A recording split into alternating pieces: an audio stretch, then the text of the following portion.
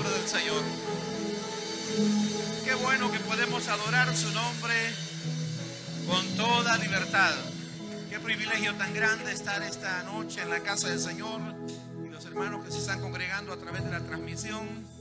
Qué bueno, hermanos, estar en esa presencia bendita de Dios, que no solo llena de gozo nuestros corazones, sino que trae también consolación, sino que trae también salud, sino también que trae, hermanos, libertad. Que Dios me les bendiga, hermanos y hermanas, amigos, si los tenemos, bienvenidos a la casa del Señor. Es un momento maravilloso porque hemos escogido esa porción que hace tesoros en el cielo. Continuamos, hermanos, con el tema o el título Jesús es la solución.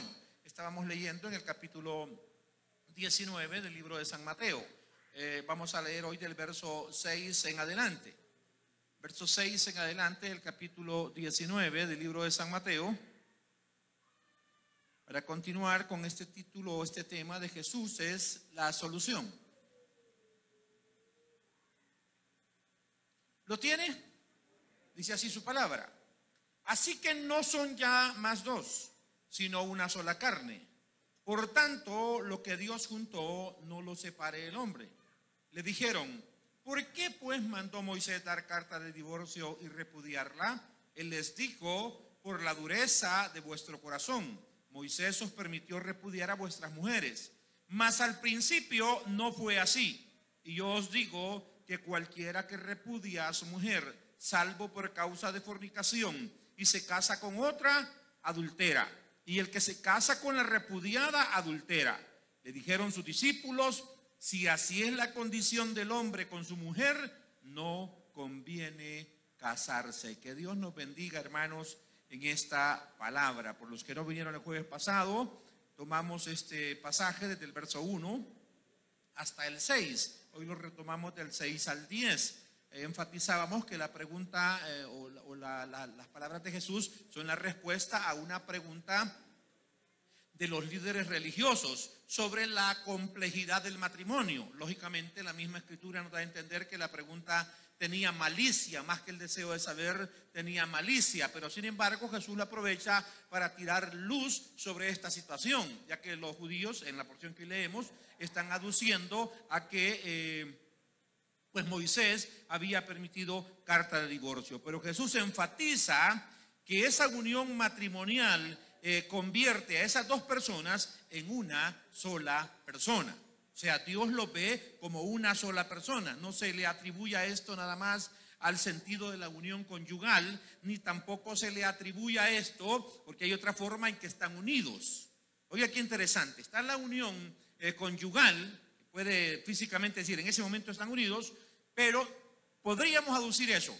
Pero también hay otra forma. Por ejemplo, hay parejas que llegan a conflictos tan grandes que se separan y se pueden repartir los bienes. Si la casa no pueden partirla en dos, pues la venden y agarran la mitad del dinero cada uno. Si solo tienen un vehículo, lo venden igual. Si tienen dos vehículos, agarran uno cada uno. Pero dígame usted cómo se dividen los hijos. ¿Cómo se divide un hijo? Los tribunales les han dado tiempo compartido. Eso habla de cierta equidad en cuanto a tener al hijo o a la hija. Pero ¿cómo se separan? Dos personas que están tan molestas que no quieren volverse a ver más, ¿cómo se separan? Si en el hijo o en la hija está el 50% de él y el 50% de ella. Como dijo Salomón, tráiganlo, lo vamos a partir y le va a dar el juez la mitad a cada uno. No se puede. Ahora, pero no es solamente ese sentido, el de ser una sola carne, sino a los ojos de Dios. Se vuelve un vínculo perfecto que no puede ser separado. Estaba pensando al día de ayer, hoy por la mañana, sobre la ceremonia de matrimonio. En la mayoría, si no en todas las ceremonias de matrimonio, se dice hasta que la muerte los separe. Pero literalmente eso no lo dice la Biblia. Eso no lo dice la Biblia así como nosotros lo citamos, pero lógicamente se intuye por el sentido de que una persona no puede, digamos, según la ley de Dios, abandonar a su pareja y ese abandono, aunque se ratifique judicialmente, tenga validez. No tiene validez. Y por eso ya decíamos algunas veces, le hemos dicho, la gente aquí se separa, se divorcia, y por qué no decirlo, hay personas, mírenme las manos, en términos de entendimiento, hay personas que, mira, la verdad que ya no nos queremos, ya no nos llevamos bien, ya los niños crecieron, se separan, se reparten los bienes, quedan de amigos, de vez en cuando toman café, de pronto él le dice, fíjate que ya me fijé en otra persona, que me gusta, siento que la amo, y no, pensarlo bien, si querés así, hacer tu hogar, bueno, y a ella también, o sea, parece tan democrático aquello, parece que nadie ha salido afectado. Una vez me preguntaba hace muchos años un pastor, mire, y si la pareja, los dos se ponen de acuerdo en separarse, divorciarse y cada quien hacer su hogar y aún siguen de amigos, es que no está en las manos del hombre. Por eso dice el versículo, lo que Dios juntó, no lo separe el hombre. Y ya decíamos, y lo vamos a retomar ahí, que el primer sentido que yo veo en esto es que la principal razón de la división de los matrimonios, hermanos, es nuestro carácter. Es nuestro carácter que ha sido deformado por causa del pecado. Citábamos, y lo mencionaré de nuevo, el capítulo 3 del libro de Génesis, donde encontramos, después de que Adán y Eva pecan, el primer problema de hogar. La mujer que me diste. Adán no está aceptando su responsabilidad, sino echándole la culpa a su esposa. Y eso habrá que entenderlo, pues que ninguna esposa le va a gustar que su esposo le eche la culpa de su fracaso, de las cosas que no salen bien. Y yo lo veo como el primer problema del matrimonio. Y a partir de ahí, hermanos, en la manera que el hombre se ha degenerado y la mujer se ha degenerado, pues ya por eso están preguntando los judíos. Ya por eso el apóstol tiene que escribirle a la iglesia en Corintios, en el capítulo 7 de esa primera carta, y decirle, esto es delicado, mejor fuera que ni se casaran.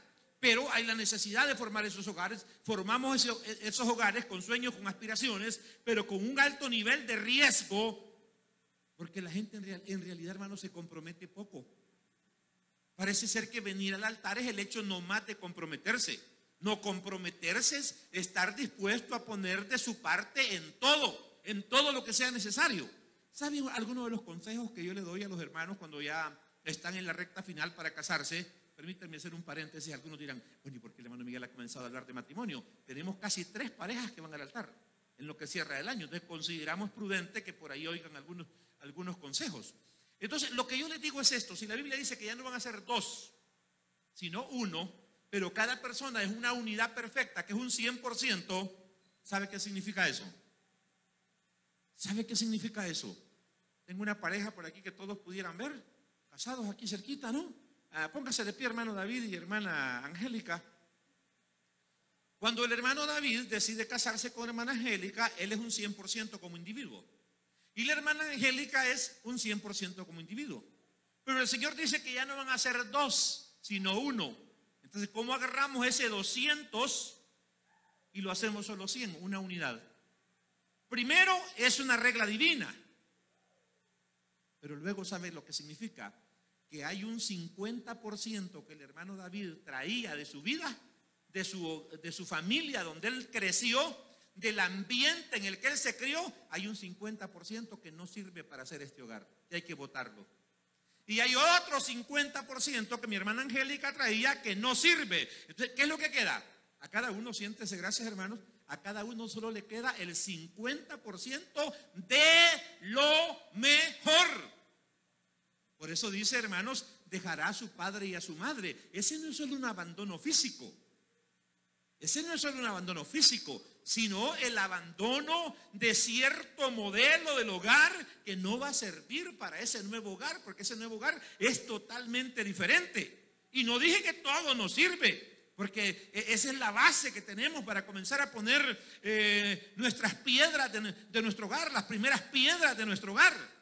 Pero es importante entender que son 2 personas que se están comprometiendo a poner de su parte, o a poner ese 50. Entonces, el problema no está solo en que la gente no pone ese 50, sino que tiene muchas cosas, hermanos, que nos sirven para el matrimonio. Y así nos casamos. Y así venimos al altar. Y el promete es cuidarla, conservarla. Es algo que ya sabemos qué contestar. Es más, hasta cuando están nerviosos al pastor le preguntan, hermano, ¿y yo qué voy a decir? Es tan sencillo y a veces hasta se le olvida. Uno tiene que, cuando se quedan ir, sí prometo, sí quiero, de los nervios. Pero parece que no se trae toda esa conciencia de comprometerse para que las cosas funcionen. Al enfrentarnos hacia el hogar, y principalmente cuando la gente se enfrenta sin Dios, entonces, hermanos, las cosas comienzan a ir mal. Tempranito. Hay gente, hermanos, que en los primeros 6 meses, ¿sabe? Mi valoración como pastor y con estos 40 años, 41 años en mis espaldas de evangelio, que he evidenciado, hermanos, es que los hogares corren peligro en toda su vida, durante toda su vida. Una vez una hermana que le estaba yo aconsejando así sin pensar, no, hermana, hay que cuidar el hogar y esto. No, hermano, ya mi esposo está viejo, yo también ya estoy vieja. Yo le dije, mire, hasta que no esté en la caja y bien clavada la caja, su hogar peligra. Y tomen nota los casados, no se confíen, nunca se confíe. El hogar es como la vida cristiana, hay que estar vigilante de él para que funcione, hay que estar dispuesto a esforzarse, hay que estar dispuesto a crecer, porque de otra manera las cosas van a comenzar a ir mal. Entonces, el conflicto se cierne sobre los hogares a partir del pecado, porque el pecado nos vuelve, hermanos, egoístas, ambiciosos, malos, poco solidarios, indolentes ante el dolor o el malestar de otra persona. Y eso ha causado un daño irreversible. Pero bueno, viene Cristo, hermanos, y Él dice, yo he venido a buscar y a salvar lo que se haya perdido. Entonces entendamos que el matrimonio está dentro de esas cosas que Cristo ha venido a rescatar. Pero ¿cómo lo va a rescatar? El jueves alguien atrévase a decirme cómo va a rescatar Jesús el matrimonio. Muchos de ustedes quizás no vinieron con un matrimonio en pedazos, pero sabe que mucha gente vino al evangelio porque se sentía mal y su matrimonio no funcionaba o casi lo tenía perdido, y al venir al evangelio su matrimonio se arregló o se restauró. Pregunto, ¿por qué se restauró el matrimonio? Porque fue como una varita mágica, porque es como una fórmula, ¿sí? Dios comenzó a obrar en ese hogar, pero lo dijo el hermano Agustín de una manera bien genérica. Pero ¿cómo que comenzó a obrar? ¿Cuál fue la obra de Dios en ese hogar? Alguien dijo por ahí, no alcancé a oír quién, pero el cambio en cada persona. ¿Cuál cambio? De modo que si alguno está en Cristo, nueva criatura es. La expresión de esa nueva criatura que se moldea según la lámpara que es la palabra de Dios, va a hacer que ese 50 que no sirve, eso que queda de nuestra naturaleza caída, hermanos, no perjudique más el hogar. Esto es tan simple que podría finalizar ahorita y decirle, entre mejor cristiano sea usted, mejor va a funcionar su hogar. Entre mejor cristiano sea usted, mejor va a funcionar su familia. Entre más oración le ponga a su vida, las cosas van a estar mejor. Siempre habrán algunas excepciones y aquí viene la complicación. Porque fíjese que a pesar de ser una sola carne, a la hora de salvarse se tienen que salvar individuales. Se tienen que salvar individuales, y aquí hasta esto trae conflictos. En estos 41 años en el evangelio he visto esto. Hay hogares que tienen problemas. ¿Sabe por qué? Y aquí voy a decir algo que a algunos no les va a gustar, pero si lo atienden les va a ser útil.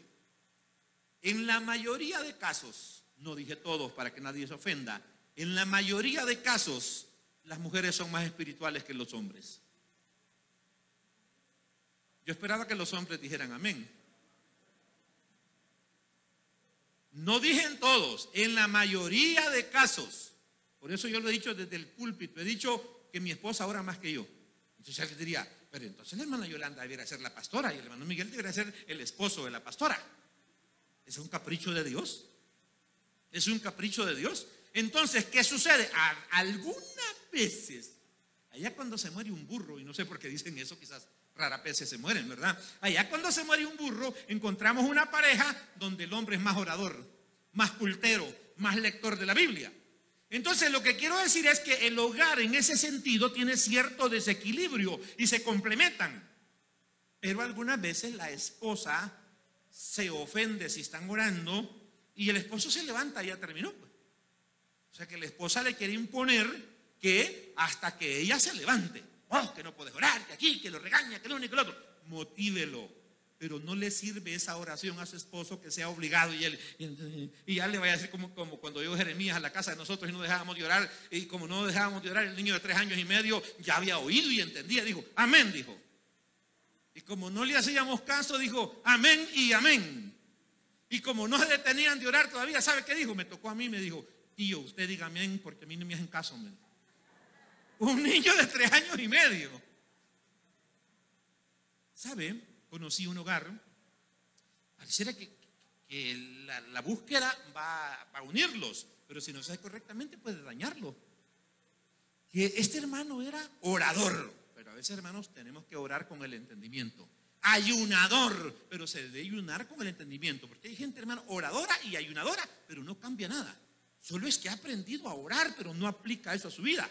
Ha aprendido a congregarse, pero la palabra no la guarda en su corazón. Es oidor olvidadizo. ¿Y sabe cuál es el problema que tenía? Porque de pronto a él se le ponía que iba a ser una semana de ayuno, porque él no tenía un empleo así fijo, tenía algunas entraditas y eso le daba mucho tiempo. Entonces, y quería que la esposa también hiciera esa semana de ayunos.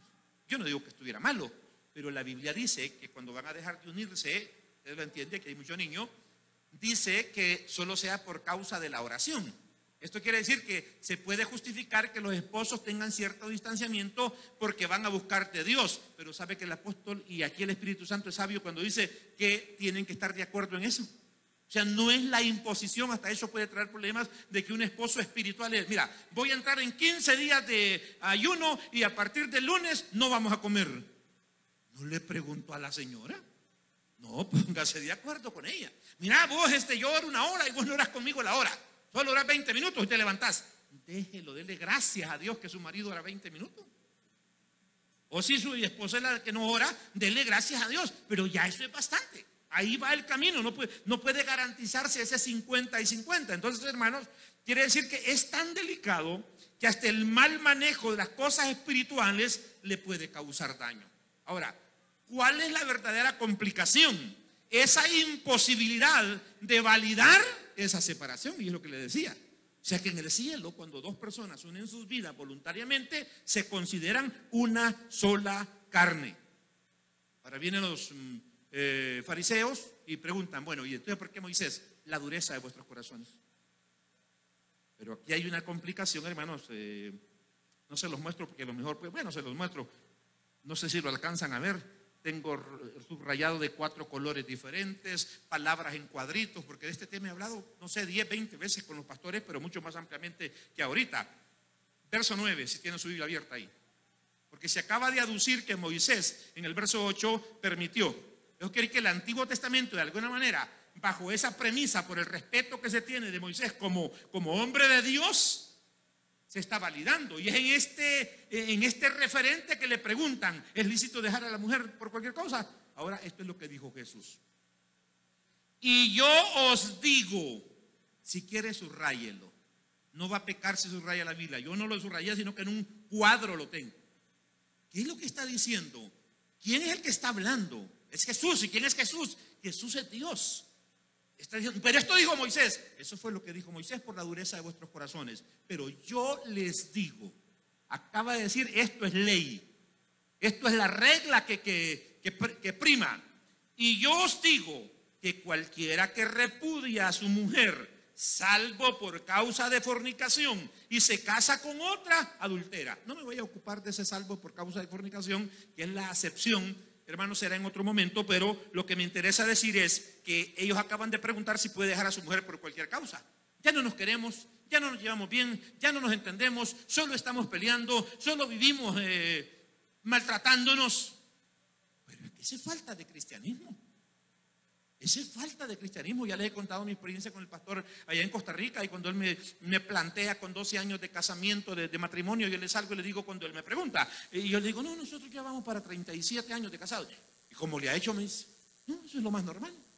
Porque ¿cuál es la clave? Ser cristiano. Y entre más cristianos es usted, hermanos, más se puede ver a Cristo en usted. Va a ser bien difícil, hermanos. Esto es complicado lo que voy a decir. A lo mejor sea el sermón del otro jueves. Hay un librito que es más bien un folleto, se lo voy a recomendar. Lo pueden encontrar en el internet, creo. Se llama En sus pasos. En sus pasos. Y es la experiencia de un pastor que se desafió a preguntarse qué hubiera hecho Jesús en su lugar ante la incapacidad de atender a una persona que después 2 o 3 días apareció muerta. Ante eso él se desafió y desafió a su congregación a preguntarles que cada vez que fueran a tomar una decisión y que sus vidas estuvieran a la luz de esta pregunta: ¿qué hubiera hecho Jesús en mi lugar? ¿O qué haría Jesús en mi lugar? Y yo quisiera preguntarles, hermanos, con dolo ahorita, con malicia: ¿y si Jesús tuviera una esposa, cómo creen que la trataría?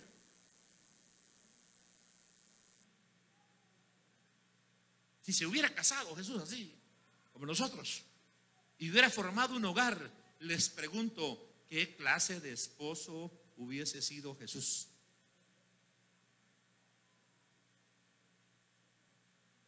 ¿Sí?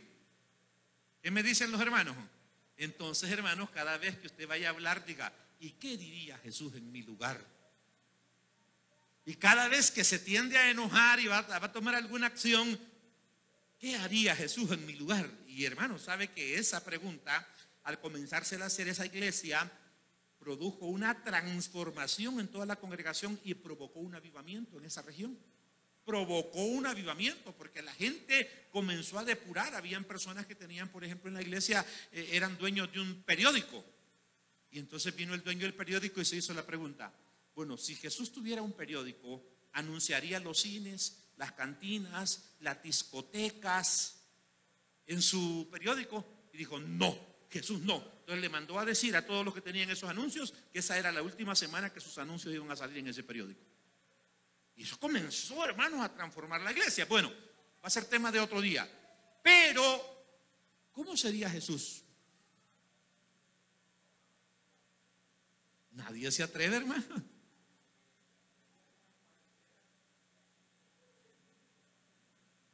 Ah, claro, es que cuando, miren, oiga lo que voy a decir.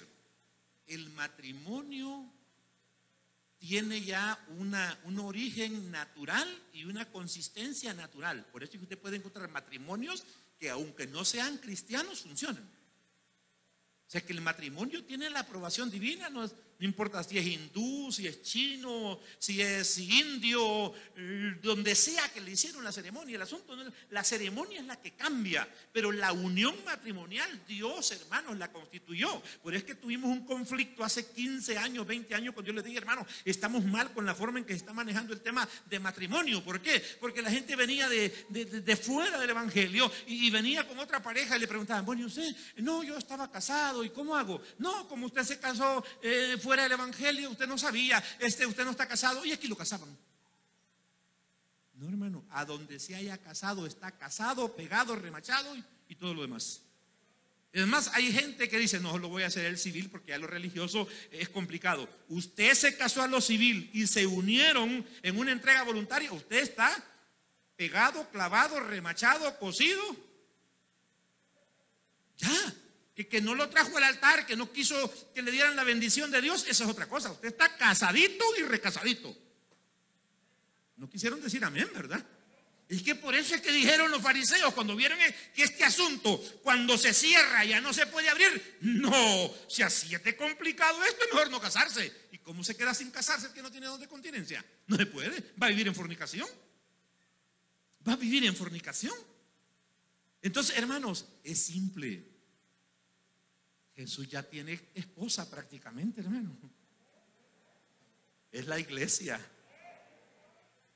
En esa figura yo quiero preguntarle: ¿cómo lo trata el Señor a usted? Qué paciencia la del Señor con nosotros.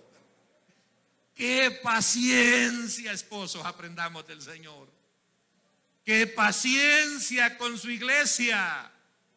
¡Qué amor del Señor con su iglesia! ¿Le podemos dar la gloria a Dios, hermanos? No, si Él ya nos dio esa imagen, esa figura. Entonces, hermanos, todo aquello que echa a perder los hogares no viene de Dios, viene de la carne que está manipulada, hermanos, por la naturaleza caída, por Satanás. Ahora, el conflicto es que la sociedad ha dicho: bueno, si no viven bien, y aún el apóstol lo toma. Cuando usted lee en el capítulo 7, el apóstol dice que si no pueden aguantarse, que se separen. O sea, que si usted y su mujer viven tan mal, El apóstol dice que se separen. Yo he tenido que decirle a un par de personas, miren, mejor váyase usted para su casa, hermana, y él que se vaya para la de él. Y ahí después, cuando le baja esta enojo que tienen, y así pasa. Allá a los 4 meses, ya el hermano Miguel, ¿qué me aconseja? Que le aconsejo, vaya a buscarla, vaya a traerla. Claro, el temor de Dios lo ha hecho cuidarse esos 2 meses, esos 3 meses, esos 4 meses. Y entonces el apóstol eso es lo que dice: si no se aguantan y todos los días pelean y se están mordiendo y reclamando por todo y peleando por todo, sepárense. Pero dice, ninguno de los dos puede casarse. Y ese es el problema, que la gente no se separa para no casarse, sino para supuestamente después que ya le sanó su corazón, intentarlo de vuelta. Ahora, aquí viene lo que dice el Señor: y os digo que cualquiera que repudie a su mujer, salvo por causa de fornicación, y se casa con otra, o sea, por cualquier otra causa, menos la que se menciona de fornicación, y se casa con otra, adultera. ¿Quién adultera aquí? El hombre que repudió. Y a la mujer que dejaron, como está bien bonita, entonces viene alguien, le dice, mire, a mí me cae bien, aquel la dejó, pero yo me caso con usted. Y dice, y el que se casa con la repudiada, adultera. Fíjense que en los 2 casos aquí no dice fornica o fornicación. ¿Cuál es la diferencia entre la fornicación y el adulterio? La fornicación son relaciones que están fuera de la voluntad de Dios. Las personas no reciben la aprobación de Dios. Por eso es que necesita el matrimonio. Cuando la Biblia dice que honroso es el matrimonio y el hecho sin mancilla, está diciendo, una vez te casas, Dios permite toda la relación, toda esa intimidad. Antes es fornicación. Eso es un pecado de fornicación. Y hay gente que cae en fornicación. Muchos jóvenes caen en fornicación. Pero ¿cuál es el problema? Fíjense que la fornicación, esencialmente hablando, tiene solución.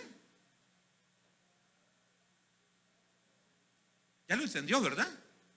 El muchacho y la muchacha fornicaron, y qué barbaridad. Se pueden separar y decir cada quien por su lado, sino decir, bueno, no, es la verdad que nos entendemos, formalicemos esta relación, hagamos las cosas bajo la voluntad de Dios, y se casan, y casados se acabó la fornicación. O separados, lógicamente, ¿verdad? Pero el que adultera en este sentido al punto de que ya se casó, ¿usted cree que quiere dejar esta relación? Si yo he recibido personas que vienen acá y este es el gran conflicto para uno. Fíjese, hermano, que yo fui casado y me acompañé con ella, hoy quiero formalizar que vine a la iglesia, pero viene aquí después de 17, de 18, de 20 años, hermanos. Y yo no tengo una varita mágica para decirle, vaya pues. Sí, hay una excepción, que es la que se menciona aquí, pero en ese tema no voy a entrar hoy. No tengo una varita mágica. Y de pronto le digo, fíjese que yo lamento decirle esto, pero usted en adulterio está. ¿Y cómo se arregla el adulterio? No es casándose, no, si algunos casados vienen. Y ese casamiento es por la ley, pero delante de Dios nunca se realizó. Y aquí el énfasis, oiga lo que voy a decir, le voy a espantar el sueño con esto. La Biblia dice que a los adúlteros y los fornicarios los juzgará Dios. ¿Ha leído eso o ha oído eso en la palabra? Algunos se han confundido y sabe es que cuando el pecado nos domina hacemos y decimos cosas locas. Hay gente que sabe lo que dice. No, dice, a la gente en fornicación así déjala, no le digan nada. La Biblia dice que Él lo va a juzgar. No está diciendo eso. No tiene ese sentido, esa autoridad. La iglesia la ha recibido para aconsejar, para exhortar, para decirle a los jóvenes que se alejen de la fornicación y que busquen a Dios. Pero como la Biblia dice a los adúlteros y fornicarios los juzgará a Dios, hay quien dice, así déjelo. O de pronto hay una pareja, como ya dije, que viene un adulterio. Porque hay gente, hermano, aquí hace su chanchullo y se va para otra iglesia. Ya tuvimos experiencia nosotros. Allá donde no lo conocen, allá como a los 2, 3, 4, 5 años dice la situación y ya, pues depende cómo les, no se preocupe, todo está bien. Y la gente se queda tranquilo, pero está en adulterio. Está, hermanos, en adulterio. ¿Cómo se arregla ese adulterio? Solo separándose. Y la gente no se quiere separar. Peor si ya tienen 2, 3 hijos, algunos hasta solteros. ¿Sabe? Pastores me han dicho, hermano Miguel, ¿y por qué no se deja esa gente así? No se puede. Porque ya sabemos de que está en fornicación, entonces tenemos que decirle. Claro, lógicamente yo no los obligo a que se separen. Simplemente le digo, mire hermano, si no se ha bautizado, bautizarlo no puedo, porque usted necesita arreglar eso. O se casa legítimamente, que no puede hacerlo, o se tiene que separar.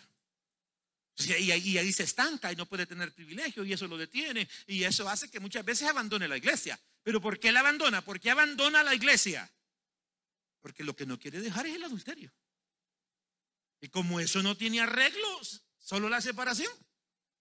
Y la gente viene, hermanos, a veces bien enredada. Por eso es que cuidemos nuestros hogares, hermanos. Cuidemos nuestros hogares. No dejemos que lo que Dios juntó lo separe el hombre. Y ese hombre, ya dije, lo enfatizamos, somos nosotros mismos en un primer momento. Hay 3 pasajes bíblicos así rápido que quiero compartir con ustedes sobre la necesidad de controlar nuestro carácter. Eclesiastés 7:9 nos hace un llamado y dice: controla tu carácter. Controla tu carácter. Y agrega: porque el enojo es el distintivo de los necios. Cuando uno se enoja, hermano, dice o hace cualquier tontería. Cuando uno se enoja, se bloquea mentalmente, bloquea el amor, bloquea la misericordia, bloquea la compasión, la solidaridad y ofende a la persona que tiene más cercana. Y la persona que tiene más cercana va a ser lógicamente su esposo o su esposa. Proverbios 16:32. Oiga, esto es maravilloso. Hay para 1 o 2 sermones solo aquí. Mejor es el que tarda en airarse que el fuerte, y el que se enseñorea de su espíritu que el que toma una ciudad. Oiga, eso, hermano, mejor es el que tarde en enojarse o en airarse que el fuerte. ¿Por qué? Porque si alguien es fuerte, pero es mecha corta y no solo peleando va a andar en la calle, pues esta es una idea genérica. A mí conmigo no se meta, conmigo pocas y buenas. A mí el que me busca, ya, como se siente fuerte. Pero no controla su carácter, pero eso lo va a tener solo en los tribunales, lo va a tener solo con enemigos. Pero ¿qué le parece el que se tarde en airarse? Usted, don fulano, usted no le dice nada. Usted se entra ni tira a la puerta con cuidadito para que no se vaya a ofender el vecino. Al rato el vecino es una gran vergüenza que tiene las ascuas de fuego que usted está amontonando sobre su cabeza. Pues lo mismo es en el hogar. Tarde que temprano, hermanos, una esposa se enoja y eso es normal. ¿Cómo reacciona un esposo ante una esposa enojada? Y puse este caso porque los hombres somos los más orgullosos en la mayoría de casos. ¿Cómo reacciona un esposo ante una esposa enojada? Déjela. Hermano Miguel, es que a veces me dice cosas fuertes. Vaya, pues yo no estoy de acuerdo con eso que dicen que las palabras duelen más que las pedradas. Deme a escoger, dígame, hermano Miguel, ¿lo voy a maldecir 5 veces o le zampo 5 pedradas? Maldígame 10, le voy a dar 5 ribetes, le digo. Porque, hermano, a palabras necias ni siquiera me entra por aquí, sino que aquí me rebota y sale para afuera. Entonces, si tu esposa en un rato de enojo te dice bruto, animal, bestia, inútil, ¿y qué es verdad, pues? Si es verdad, dígale amén, y si no, no le haga caso. Si no, ya se van a encender. ¿Y sabe quién va a salir ganando? Ella. Porque usted le va a zampar una pescosada. Y ya las mujeres de hoy son mujeres más modernas. Va a llamar a la policía con el pescozón que le miren. Ahí lo van a guardar a usted 72 horas. Y con suerte se le puede hacer más todavía. ¿Y sabe qué pasa? Más bravo sale entonces. Y se acabó el hogar. Se acabó el hogar. Si ella tuvo la culpa, dice. ¿Creen que alguna vez una mujer tiene la culpa de que el esposo le pegue? Es una pregunta cauciosa. Puede ser que lo provoca, sí, pero el problema es que no se justifica. Y el mejor ejemplo que les voy a poner es el de los padres. Tenemos 2 hijos, los que no tienen hijos anoten. Tenemos 2 hijos, 3 hijos. De pronto vienen uno llorando.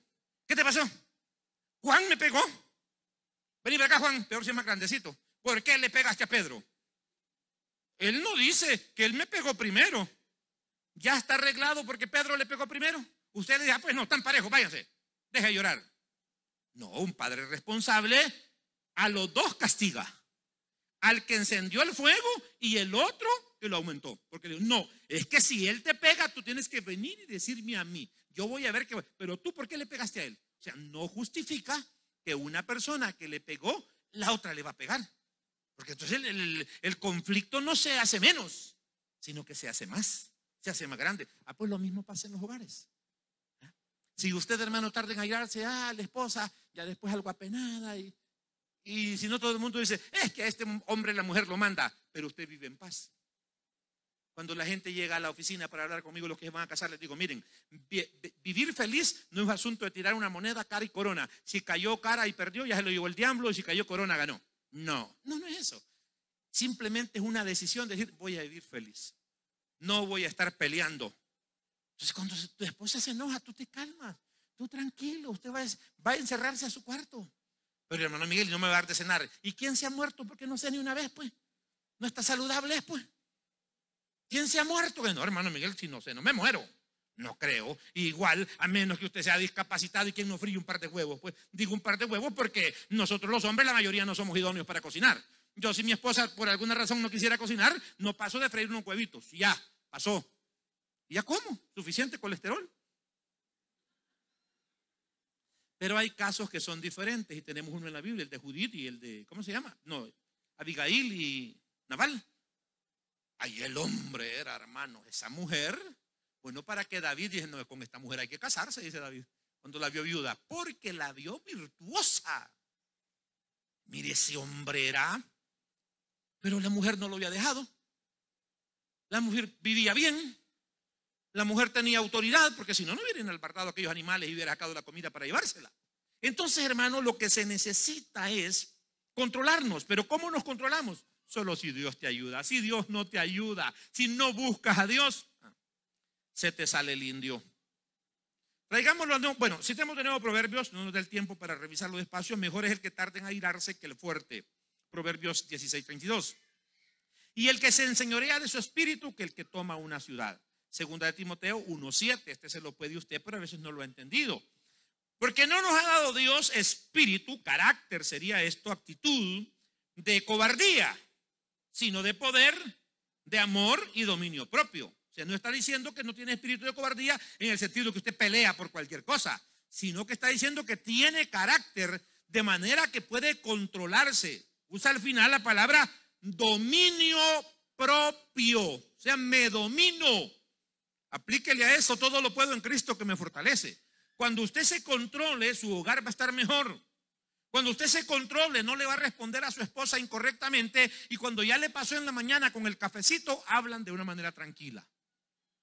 Cuando su esposo llegó muy molesto en la mañana con el cafecito, ya le pasó, van a hablar tranquilamente. Y ese hogar en poco tiempo va a funcionar de maravilla. Porque hermano, si le doy la razón a esa gente que vive mal, qué triste es, porque es bonito y para eso se casó uno, para vivir bien. Ahora bien, hermanos, déjenme agarrar 2 minutos, 3 minutos más. Si así es la condición del hombre con la mujer, no conviene casarse, pero eso es imposible. Lo que quiero agotar es, volvemos al verso 6, lo que Dios juntó no lo separa el hombre. Muchas separaciones tienen que ver originalmente con un descuido que hay en el hogar, pero luego con una tercera persona, porque no hemos mencionado las terceras personas. Así que en ese sentido, iglesia, tengamos la mente de Cristo y seamos prudentes. Hermanos, ¿ustedes le quieren ser fiel al Señor?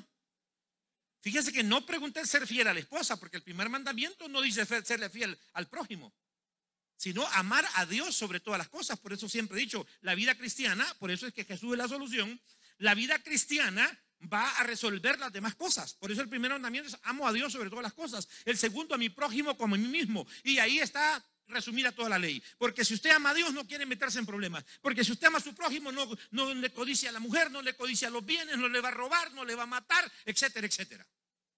Por eso es que está resumido en eso. Entonces, usted ama a Dios, quiere serle fiel a Dios. Hablo solo con los hombres ahorita. Perdón, hermana, que no aclaré. Solo con los hombres. ¿Le quieren ser fiel a Dios?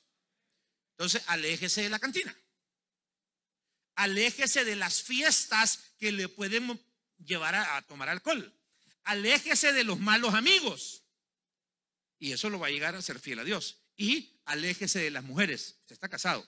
Y los solteros también, aléjense. O sea, con una distancia prudente. No tan lejos porque no van a poder hablar con ella.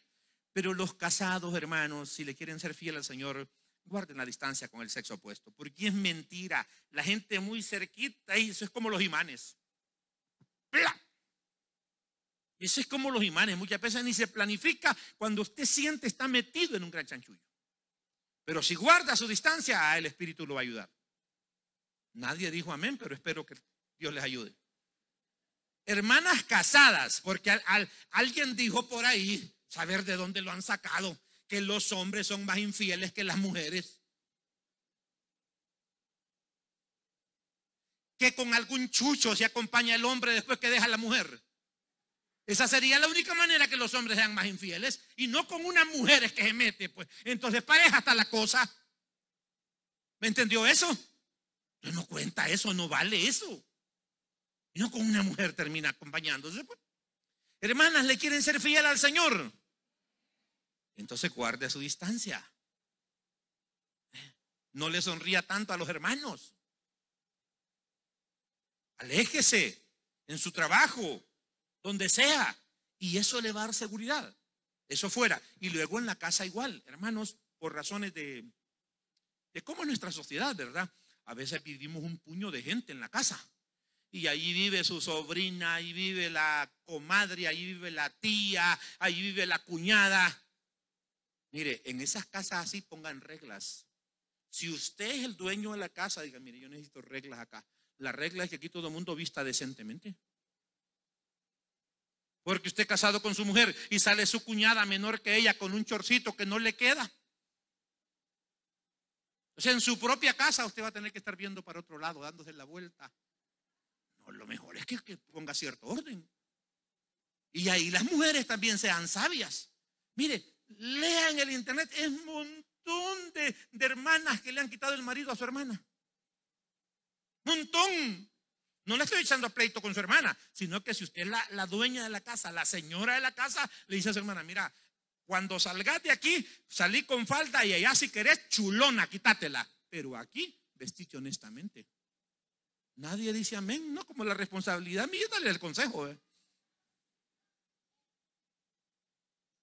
A su pariente. Y luego, finalizo con esto, a los que tienen servidumbre. Que no trate el esposo con la servidumbre, porque en la mayoría de casos la servidumbre son mujeres. Si fueran hombres el mismo problema habría, pero como la mayoría son mujeres, no deje que su esposo le ande regalando cosas a la hermana que llega a planchar, a lavar, a ayudar con la limpieza. No. Si le van a regalar algo, que sea a través suyo, de la esposa. Nadie dice amén, por eso es que terminamos mal. Póngase lista, hermana. Porque ya cuando un hogar voló en pedazos, es como un vaso que se cae. Finalizo. Se hace difícil recoger todos los pedazos porque a saber dónde cayeron. Lo mismo pasa con los hogares. Entonces hay que cuidar que el hogar no se debilite. Entre más fuerte es mejor, y para que sea fuerte hay que buscar de Dios. No se debilite, y peor todavía que se rompa. Y oigan lo que voy a decir. Finalizo con este consejo. Miren, hermanas, principalmente la llave aquí la tienen ustedes.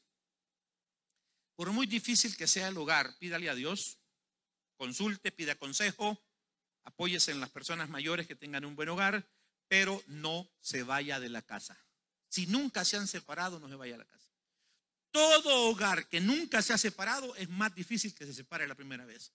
Pero cuando ya la hermana se fue la primera vez de la casa, o él se fue para donde la mamá la primera vez, ay, hermano, ese es viaje de agua.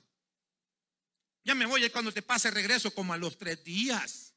Ese hogar está en un peligro altísimo. Así que, hermana y hermano, aunque estén enojaditos, acuéstese en la misma cama. Si lo tienen en el sofá, hoy zámpese a la cama. ¿Y para dónde venís? Pastor dijo que yo tengo derecho a dormir aquí. Así que hágase para allá, dígale. A lo mejor algo va a pasar, ¿verdad? Porque el Señor siempre tiene cuidado de sus hijos. Así que, hermanos, no es tan fácil. Es algo maravilloso, pero el pecado lo ha deformado de una manera increíble. Pero lo que Dios ha hecho, todo es bueno. Que Dios me le bendiga, hermanos y hermanas. Es una bendición que podamos estar en la casa del Señor. Busque de Dios. Dios, Jesús, es sin duda, hermanos, la solución. Algunos anuncios, hermanos.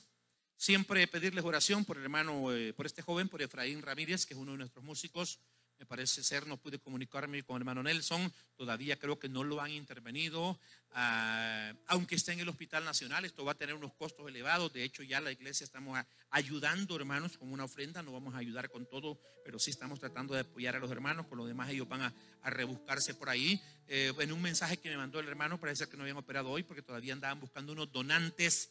Estén la duda si son 5 o 6 quebraduras en una sola pierna.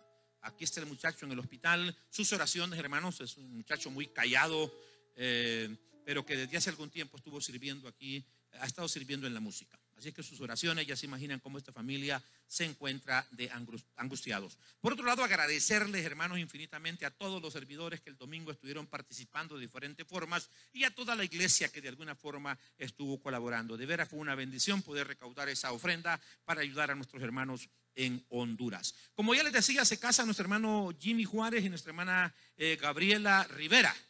La hermana Gabriela es la hija del hermano Salomón Rivera allá en San Miguel. Y también, hermanos, el 26 de diciembre se casa nuestra hermana Elizabeth Martínez. No sé si está hermana Elizabeth por aquí. No vino hoy, entonces no la vamos a presentar, pero por aquí está el hermano Isaías. ¿Cuál es tu apellido, Isaías? Como no te apunté el apellido.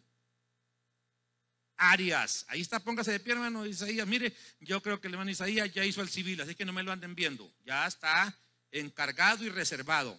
Él y nuestra hermana Elizabeth se van a estar casando el 26 de diciembre. Tenemos otra pareja, pero no son de la iglesia, pero el matrimonio va a ser aquí en nuestras instalaciones. Es hijo del pastor en San Martín. Tome nota de esto: a partir del próximo jueves 10 de diciembre vamos a tener una apertura gradual de escuela bíblica. Así es que tome nota, porque no es una apertura general, sino gradual. Va a funcionar así. Vamos a abrir 2 secciones para niños de 2 a 4 años. O sea, en 2 aulas diferentes, lógicamente, ¿verdad? Solo se van a atender 6 niños por aula. Eso quiere decir que solo vamos a recibir, esto va a ser jueves y domingo, solo vamos a recibir 12 niños entre la edad de 2 a 4. Si usted vino tarde con su niño y lo quiere dejar, ya no se lo van a recibir porque hay un límite. Así que le estoy avisando eso porque los maestros me dijeron: no, hermano, usted anúncielo, explíquelo bien, porque no queremos que los hermanos los vayan a pegar. No, les dije yo, y son cristianos. De 2 a 4 años tenemos 2 secciones, 6 niños por cada sección, 12 en total. De 4 a 6 años tenemos 2 secciones, 6 niños por cada sección, 12 en total. Van a haber solo 6 niños en cada aula. De 7 a 9 años vamos a tener una sola sección. Aquí sí vamos a recibir 15 niños, porque ellos ya pueden guardar el distanciamiento y se van a atender en el salón principal del Alonso Gutiérrez. Eso permite que haya un distanciamiento adecuado. Ahora, eso es de 7 a 9 años. Los niños, hermanos, se van a recibir hasta después de las 5:50 de la tarde. De ser posible, mejor lleve los 10 a las 6. Usted véngase temprano, reserve su asiento, pero los niños usted los entrega a esa hora. ¿Por qué? Porque los maestros hoy no les van a estar jalando comida como hacían, por la cuestión de la higiene, del riesgo de contagio. Entonces, su niño debe de bajar bien comidito. Bien comidito, o si va a bajar algún alimento, que sea algo que solo él puede manipular. A todos los niños se les sugiere, si no puede, no hay problema, aquí lo resolvemos, porque como nosotros lo estamos haciendo con jabón líquido, entonces para no estar sacando a los niños a lavarse las manos constantemente, quisiéramos pedirle que a los que esté a su alcance se hagan de un botecito de alcohol gel o alcohol general y se lo pongan al niño, para que pueda usar el niño ese alcohol ahí. El que no pueda no tiene ningún problema, aquí lo vamos a resolver. No habrá, decíamos, manipulación de alimentos. Todos los niños deben de traer mascarilla.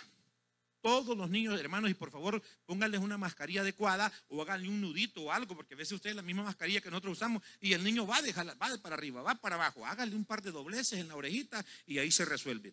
Ahora, tomar nota para los niños de 7 a 9 años. Los niños de 7 a 9 años tienen que traer cuaderno, lápiz, lapicero y colores. Y usted dirá: mi hermano, ¿qué es la escuela? Sí, es la escuela bíblica.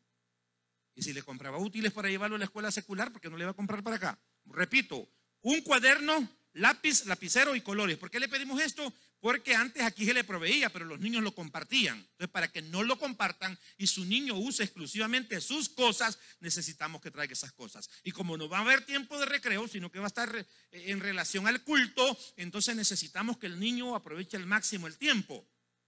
Así que si su niño de 7 a 9 años no trae esas cosas, cuando el maestro se lo reciba le va a preguntar. Si no las trae no se lo va a recibir, porque entonces el niño va a tener que venirse para acá. Aclaro, esta es una apertura gradual y ningún padre de familia está obligado a dejar a su hijo. O sea, esto es voluntario. Si usted quiere que a su niño se lo cuiden y le den enseñanza mientras usted está en el culto, usted puede dejarlo con los maestros si están las edades que hemos mencionado. Pero si usted dice, no, solo yo puedo ver que el niño no va a tener contagio, entonces tráigalo, y como estamos haciendo ahorita, pues aquí vamos a estar sentaditos. Esto implica que si se llenaran los cupos, tendríamos que 24, si lo aproximo, 25 más 15, 40 asientos vacíos el próximo jueves. Eso quiere decir que ya no vamos a estar tan apretaditos. Eso va a ayudar, hermanos, a que no estemos poniendo algunas sillas extras y que los niños reciban atención adecuada. Ahora, jóvenes y prejóvenes, a partir de este domingo en 8, ya pueden venir a escuela bíblica con toda normalidad. Pues ustedes pueden guardar distanciamiento. Jóvenes y prejóvenes el día domingo, y los días jueves y domingo en los horarios de culto, de 2 a 4 años, de 4 a 6 años y de 7 a 9 años. A partir de mañana van a aparecer las publicaciones en las redes sociales. El sábado 19, hermanos, teníamos nuestro día de dar gracias, y ese mismo día va a ser la Santa Cena. No se lo pierda. Van a ser 2 cultos por razones de lo fuerte de la actividad, aunque cada culto no va a durar más de hora 20 para que siempre estemos con la cuestión del distanciamiento y las medidas del protocolo. El culto va a ser en el predio general aquí abajo, así es que tenemos suficiente espacio para el distanciamiento. La actividad va a comenzar a las 3 de la tarde. Sábado 19 a las 3 de la tarde. Tome nota si tiene por ahí en qué hacerlo. En la penúltima semana, o casi la última semana de diciembre, siempre tenemos algunos movimientos. Martes 22 y miércoles 23 es culto. Jueves 24 no vamos a tener culto, por eso lo vamos a tener el 23. Porque siempre el 24 ustedes tienen visitas, ustedes están cocinando, han matado un zupato por ahí, entonces van a comprar verdura, no sé qué cosa nomás. Entonces hay poca asistencia, entonces lo estamos adelantando para miércoles 23. Entonces no habría culto jueves, sino que usted viene hasta el domingo 27. El último culto de esa jornada sería el miércoles, y de ahí hasta domingo 27. Y luego martes 29 y miércoles 30 tenemos culto, y luego el culto hasta el 3 de enero. Bien, hermanos, ahí vendimia en la planta baja. Gracias a los hermanos y a las hermanas que no tomaron en poco el llamado que les hicimos a este servicio. Póngase de pie, oramos y le pedimos al Señor que, como nos trajo con bien, nos vuelva con bien a nuestros hogares. Poderosos.